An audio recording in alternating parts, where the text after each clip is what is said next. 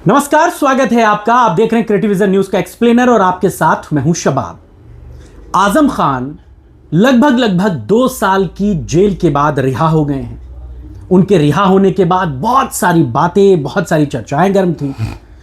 लेकिन क्या आजम खान जेल से रिहा होने के बाद समाजवादी पार्टी के लिए उतना मुफीद साबित हो पाएंगे जितनी बातें चल रही हैं? ऐसे ही उत्तर प्रदेश की तमाम राजनीतिक गतिविधियों पर बातचीत करने के लिए हमारे साथ उत्तर प्रदेश के वरिष्ठ पत्रकार हेमंत तिवारी जी मौजूद हैं। सर, बहुत बहुत शुक्रिया हमें अपने समय देने के लिए। सवाल यही है कि खान साहब की रिहाई को आप उत्तर प्रदेश में कैसे पॉलिटिकली डेवलपमेंट के तौर पर देखते हैं? देखिए, आजम खान की अपनी एक अहमियत है उत्तर प्रदेश की पॉलिटिक्स में। मेरी निगाह में पिछले लंबे वक्त से आजम खान के कद का कोई मुस्लिम चेहरा उत्तर प्रदेश के सियासत में नहीं रहा है। उम्र दराज हो गए हैं जी, लेकिन उनके बोल, उनके तेवर, उनका अंदाज, उनका मिजाज और अक़लियत पर उनकी अपनी पकड़, उनके फॉलोअर्स अभी हैं। इसलिए मेरा मानना है कि आजम खान जितने प्रासंगिक कल थे उतने ही प्रासंगिक आज भी हैं। एक ऐसा चेहरा है जो किसी भी पार्टी के लिए, ख़ासतौर से उनकी पार्टी के लिए यानी समाजवादी पार्टी के लिए ज़रूरी है। ये अलग बात है कि समाजवादी पार्टी और कांग्रेस का अलायंस होने के बाद उत्तर प्रदेश में अब मुस्लिम मतदाताओं के सामने और कोई विकल्प बचता नहीं है, कोई और दावेदार बचता नहीं है। कोई दावा करता है तो गलत करता है, उनको जाना वही है। यानी इंडिया ब्लॉक के साथ जो समाजवादी पार्टी की अगुवाई में उत्तर प्रदेश में है। बावजूद इसके आजम खान की अहमियत को कम करके नहीं आंका जा सकता। वो जब तक सक्रिय राजनीति में है उनकी अहमियत रहेगी और समाजवादी पार्टी के साथ हैं। मेरा दावा है कि रहेंगे भी। उनकी जेल से रिहाई के बाद से मैं लगातार ये बात कह रहा हूँ जी कि आजम खान समाजवादी पार्टी छोड़ के कहीं जाने वाले ही नहीं है, या उनके पास विकल्प ही नहीं है। नहीं, विकल्प तो किसके पास नहीं, विकल्प हमारे आपके पास हैं। हम आप कहीं जा सकते हैं, लेकिन जिस विचारधारा की राजनीति उन्होंने लगातार की है, अब इस उम्र में उस विचारधारा को छोड़ पाना ऐसे कद्दावर पॉलिटिशियन के लिए मुझे लगता है कि मुश्किल है। और बहुत से ऐसे कारण हैं। उनकी अगली पीढ़ी की भी पॉलिटिक्स होनी है, उनको पॉलिटिक्स में सक्रिय होना है, उनका अपना पॉलिटिकल करियर है, पॉलिटिकल फ्यूचर है। इन सारे वजूहात के नाते मैं कह सकता हूँ कि आजम खान कहीं छोड़ के नहीं जाने वाले हैं, रहेंगे समाजवादी पार्टी में ही। और जब रहेंगे तो जाहिर सी बात है, बड़ा चेहरा है, उनका प्रभाव रहेगा। समाजवादी पार्टी की जो हैसियत है उसमें इजाफा ही होगा उनके रहने से। आजम खान, आपको लगता है अब भी मुसलमानों के बीच में उतने स्थापित नेता हैं, या फिर मुसलमानों के नेता होने का जो भ्रम था वो अखिलेश यादव ने पिछले चुनावों में तोड़ा है? आजम खान 2024 के चुनाव में जेल में थे। जो बात आपने कही उसके मुताबिक अगर हम ये माने कि अखिलेश यादव को अब आजम खान जैसे चेहरों की ज़रूरत नहीं है, वो अपने आप में ब्रांड है, क्योंकि मुसलमानों के पास विकल्प नहीं है, तो क्या समाजवादी पार्टी को किसी मुस्लिम चेहरे की, आजम खान के जैसे चेहरे की ज़रूरत है? और क्या मुसलमान भी आजम को अपना नेता आज भी मानता है? देखिए, मुसलमान तो किसी एक को अपना नेता नहीं मानता है। मुझे लगता है कि एक ज़माने में जब आजम खान साहब की सियासत अपने उरूज पर थी, उस वक्त भी आजम खान से ज़्यादा पसंदीदा चेहरे मुसलमानों के मुलायम सिंह यादव थे। हाँ, मुल्ला मुलायम सिंह उनको कहा गया जी। उन्होंने तमाम ऐसे काम किए जिसकी बड़ी छाप पड़ी मुसलमानों के दिलो दिमाग पर, और ताजिंदगी वो मुसलमानों के बड़े प्रिय नेता रहे। तो मैंने यही तो कहा आपसे, अगर आजम खान नहीं भी हो, जैसे 2024 में जेल के भीतर थे, लेकिन आजम खान को लेकर के जो सहानुभूति थी वो फिजा में थी सियासत की, आप इससे इनकार नहीं कर सकते हैं। फिर भी अखिलेश यादव को मेरे ख्याल में बहुत बड़ी कामयाबी मिली, इतनी बड़ी कामयाबी मिली कि उन्होंने भारतीय जनता पार्टी को पछाड़ दिया, जो सामान्य तौर पर असंभव प्रतीत होता था 24 के चुनाव में। जी, तो अगर हम ऐसे माने तो कोई ज़रूरत नहीं है, लेकिन अगर हैं तो हर्ज क्या है? अखिलेश यादव कोई हर्ज नहीं है।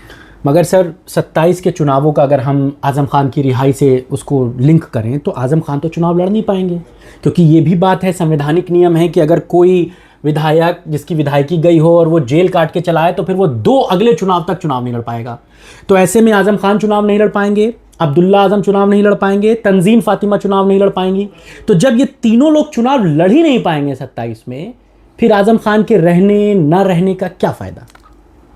देखिए, सियासी पर्सनालिटी चुनाव लड़े न लड़े उससे उसकी हैसियत कम नहीं होती है। आज़म खान तो 10 बार चुनाव जीते हैं, असेंबली का, पार्लियामेंट का चुनाव जीते हैं, उनके साहबजादे असेंबली का चुनाव जीते हैं। अगर आज मान लीजिए आज़म खान, ठीक है उनकी उम्र हो रही है, तो अभी उनकी उम्र भी हो गई है, बहुत ज़रूरी थोड़ी उनका चुनाव लड़ना, लेकिन उनके साहबजादे जो हैं, अब्दुल्ला आज़म साहब जो हैं, दूसरे अदीब भी हैं, उनका अदीब भी हैं, तो अदीब के साथ ऐसी कोई पाबंदी है नहीं। और अगर आज़म के बड़े सुपुत्र जो हैं अब्दुल्ला, उनकी पाबंदी ज़िंदगी भर के लिए तो है नहीं, सियासत तो उनको ज़िंदगी भर करनी है, उनका भी भविष्य देखना है, ये ज़रूरत आज़म खान की है। कौन ऐसा है इंसान इस मुल्क में जो अपनी औलाद का भविष्य न सुनियोजित रखे, न उस पर विचार करे, न उसके बारे में सोचे? तो आज़म साहब भी सोचेंगे। और मैं यही कहता हूँ कि आज़म खान जैसे अच्छे ओरेटर जो बहुत अच्छी तकरीर करते हैं, जिनके पास इतना ज़्यादा तजुर्बा है, जो ताजिंदगी मुलायम सिंह यादव के बगल गिर रहे हैं, जो इस पार्टी जिसको लीड कर रहे हैं जनाब अखिलेश यादव, इस पार्टी की बुनियाद में जो शामिल रहे हैं, इसके बुनियाद की जो पहली ईंट रखी गई है उसमें वो शामिल रहे हैं, तो उनको साथ रखना तो अखिलेश यादव के लिए, अखिलेश यादव के बारे में जो मुसलमानों की सोच है उस सोच में इजाफा होगा। मगर जो बात आप सर कह रहे हैं कि अखिलेश यादव के लिए वो ज़रूरी हैं, बिना उनके अखिलेश यादव मुसलमानों पे अपना आधिपत्य नहीं कर पाएंगे, अगर इतनी ही ज़रूरी आज़म, बराए माफ़ी मैंने नहीं कहा, हाँ, मैंने कहा कि बगैर आज़म के भी अखिलेश यादव का काम चल सकता है। मुसलमान उनकी ओर देख रहा है, मुसलमानों को लेकर के जो संशय अखिलेश यादव और समाजवादी पार्टी के मन में 2024 के पार्लियामेंट्री इलेक्शन के पहले था, वो संशय तो उन्होंने कांग्रेस को साथ लेकर दूर कर लिया, क्योंकि असलियत है कि कांग्रेस की ओर भी धीरे धीरे मुसलमानों ने देखना शुरू किया है, कम से कम असेंबली इलेक्शन में भी। वो तो पार्लियामेंट का इलेक्शन था जी, तो कांग्रेस को साथ ले लिया, वो संशय दूर हो गया कि मुसलमान अब कहीं नहीं जाएगा, और वही हुआ, मुसलमान कहीं और 90% वोट पड़ा, 90% वोट पड़ा इनके पक्ष में। तो वो बात नहीं है। तो उस वक्त तो आज़म खान साहब जेल में थे, उन्होंने कोई चुनावी रैली संबोधित नहीं की, जेल में थे, कहाँ निकल सकते थे। तो अखिलेश यादव काम तो ऐसे चल सकता है, लेकिन अखिलेश यादव के बारे में मुसलमानों की सोच और ज़्यादा मजबूत और मुझे लगता है कि ज़्यादा पाक हो जाएगी अगर जेल 5 साल जेल काटने के बाद बहुत से अधिकांश जो इल्ज़ाम उन पे लगे वो बेबुनियाद से अपने आप में लगते हैं। ऐसे इल्ज़ामों के बिना पर इतने साल जेल काटने के बाद कोई इतना बड़ा पॉलिटिकल शख्स अगर जेल से बाहर आया है तो जाहिर सी बात है समाज के एक बड़े वर्ग उसके प्रति सहानुभूति होगी, तो अखिलेश यादव उसको क्यों छोड़ना चाहेंगे। मगर अखिलेश यादव की ये सहानुभूति उनसे दिखती नहीं है। जेल से रिहा हुए, आप याद करिए 2 साल पहले जब वो 2 साल की जेल काट के आए थे, तब उनको शिवपाल यादव जेल रिसीव करने गए थे, हालांकि वो उस समय समाजवादी पार्टी में नहीं थे। जब वो रामपुर आए तो जयंत चौधरी, चंद्रशेखर रावण सब आजम खान के लिए उनके घर पर मौजूद थे। लेकिन इस बार मतलब शिवपाल यादव तो छोड़िए, अखिलेश यादव तो छोड़िए, रविदास मल्होत्रा जैसे विधायक भी उनको रिसीव करने नहीं गए। और क्या समाजवादी पार्टी का कोई दूसरा लीडर नहीं था जो कम से कम उनके आने के बाद रामपुर जाके उनसे मिल सकता? क्यों नहीं कोई जा रहा है? नहीं, अखिलेश यादव जा रहे हैं, खबर तो यही आई है। अखिलेश यादव तो 8 तारीख को जाएंगे। आजम खान जेल से छूट के आए, भाई रामपुर के बगल में मेरठ है, मेरठ के बगल में तमाम विधायक हैं, वो क्यों नहीं जाए? ये बात तो वाइजे मलाल है आजम साहब के लिए, सही बात है। उनको इस बात का मलाल होगा, इस बात की तकलीफ होगी कि जिस पार्टी की बुनियाद रखने में, जिस पार्टी को बड़ा करने में, जिस खून पसीने की ज़रूरत हुई वो उन्होंने अपनी ओर से अदा किया, और उसके बावजूद पार्टी के लोग उनको रिसीव करने नहीं गए, उनके प्रति सहानुभूति दिखाने नहीं गए। इस बात का मलाल तो उनको है ही है। और मेरा मानना है, लेकिन इसके पीछे एक कारण मैं और देखता हूँ कि दरअसल आजम खां का जो मिजाज है उसको देखते हुए बहुत से लोग डर मार नहीं गए होंगे। वो पता नहीं किसी से तमीज़ से मिलें, बात करें न करें, अगर कोई बड़ा नेता चला ही जाए, अगर मान लीजिए अखिलेश यादव ने धर्मेंद्र यादव को कह दिया होता कि भाई आप जाओ, चले जाओ, या चाचा शिवपाल को कह दिया चाचा आप चले जाओ, आपसे पुराने ताल्लुकात हैं, सारी चीज़ें, उनको अच्छा लगे, और वहाँ न मिलते इन लोगों से तो क्या होता, तो तकलीफ हो जाती ना। ये डर भी कहीं न कहीं समाजवादी पार्टी के नेताओं के दिल में रहा होगा। सेल्फ रिस्पेक्ट वाली बात तो होती है, भाई क्या बोल दें। लेकिन ये भी सच है कि आजम साहब के इसी अंदाज को समाजवादी पार्टी बरसों तक बर्दाश्त करती रही साहब। मुलायम सिंह यादव जैसे इतने बड़े नेता जिनकी बनाई हुई ये पार्टी है, उन तक ने बर्दाश्त किया। कितनी बार अखिलेश यादव ने बर्दाश्त किया। क्या आप भूल गए कि आजम खां साहब नगर विकास मंत्री होते थे, सीनियर मोस्ट काबीना मंत्री होते थे, और अखिलेश यादव कैबिनेट की बैठक शुरू करने के लिए कि उनका इंतजार किया करते थे, आधे घंटे तक इंतजार किया कि आजम साहब आ जाएं तब बैठक शुरू की जाए। ये सब बातें तो हम लोगों ने यहीं देखा है, लखनऊ में ही देखा है ना। वो सारी बातें हैं, लेकिन मुझे लगता है कि न तो फिलहाल आजम साहब के पास कोई ऐसा तात्कालिक विकल्प है जो उनके अतीत को मैच करे और जो उनके भविष्य को एक मजबूत साथ दे। ऐसा कोई विकल्प है नहीं, इसलिए उनकी मजबूरी है यहाँ टिके रहना। हाँ, लेकिन उनकी अदा है, अपना थोड़ा सा भाव लेते हैं, हमेशा लेते रहे हैं। अच्छा, जो लोग नहीं गए मिलने, एक बात ये भी समझ में आती है कि लोग इस बात से भी डरते हों कि अखिलेश यादव कहीं इसको नेगेटिव मार्किंग में ना ले लें कि तुम क्यों चले गए मिलने। अरे साहब, अगर अखिलेश यादव इसको नकारात्मक दृष्टि से ले लेते तो अखिलेश यादव खुद क्यों कहते, खुद क्यों प्रोग्राम बनाते, खुद क्यों जाने वाले हैं, जा ही रहे हैं। और दूसरी बात ऐसा है, बड़े नेता हैं, इन लोगों की बातचीत होती रहती है, ये हमको आपको हर चीज़ बताते नहीं हैं। और अखिलेश यादव इधर पिछले कुछ वक्त से जिस तरीके के पॉलिटिक्स करते हैं उसको मैं बड़ा मैच्योर पॉलिटिक्स मानता हूँ। कुछ चीज़ों को छोड़ दिया जाए तो अखिलेश यादव ऐसा कोई बचकाना काम नहीं करेंगे जो उनकी छवि को और उनकी पॉपुलैरिटी को या उनका जो मंसूबा है 2027 को लेकर के उस पर किसी तरीके की आ जा सके। इसलिए चचा जैसे शिवपाल वैसे चचा आजम रहे हैं, यही बना के रखेंगे, चचा यही बना के रखेंगे, उनसे उनका कोई नुकसान नहीं है, उनका फ़ायदा ही है, क्या दिक्कत है। तो आजम खान, आपको लगता है कि समाजवादी पार्टी के लिए 27 में फ्रूटफुल सौदा है? ज़रूर, समाजवादी पार्टी के लिहाज से ज़रूर। अगर उनका मन अच्छा बना रहा, उनका मूड यानी मिजाज अच्छा रहा, और उत्तर प्रदेश के बहुत से ऐसे इलाके हैं जहाँ वो जाएंगे तो उसका बहुत बड़ा फ़र्क पड़ेगा।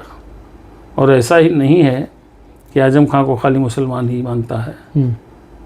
आजम खां जिस तरीके की राजनीति करते हैं उसको दूसरी कौमों के लोग भी पसंद करते हैं, उनके और भी फॉलोअर्स हैं दूसरी जगह पे भी हैं। दूसरी बात, एक बात आप जान लीजिए, हाथी अगर उम्र दराज हो जाए, हाथी तो साहब हाथी रहता है। आजम साहब कहीं जाएंगे फ़र्क तो पड़ेगा, और वो फ़र्क समाजवादी पार्टी के लिए, अखिलेश के मंसूबों के लिए एक बोनस साबित होगा। तो कौन ऐसा इंसान है जो सियासत कर रहा हो और बोनस न लेना चाहे सियासत। अच्छा सर, आजम खान की ज़मानत इतने सारे मुकदमों के बावजूद अचानक से हो जाना और एक बड़ा पॉलिटिकली डेवलपमेंट हो जाना, इसके पीछे भी बहुत सारी बातें निकल रही हैं कि दिल्ली का इशारा था, मतलब कहीं ना कहीं दिल्ली ये चाहती थी कि आजम खान बाहर आए। इसके पीछे आप क्या देखते हैं, इन बातों में कितनी सच्चाई? मैं इन बातों को बहुत गंभीरता से नहीं लेता हूँ। आजम खान की जान तो थोड़े ही निकल जा रही थी, आज नहीं तो कल तो उनको बाहर आना ही था। जिंदगी भर के लिए वो आजीवन कारावास में तो नहीं थे ना। वो आते, ज़रूर आते, बाहर आते। और मैं नहीं समझता हूँ कि ज़िंदगी भर किसी इंसान ने अगर कुछ उसूलों पर काम किया होगा तो आखिरी वक्त खान साहब क्या खाक मुसलमान बनने जाएंगे? मुझे नहीं लगता है। खान साहब, बीजेपी का आप इस जमानत से, इस रिहाई से कोई रोल नहीं देखते? बीजेपी को कोई फ़ायदा भी मैं नहीं समझ पाता हूँ।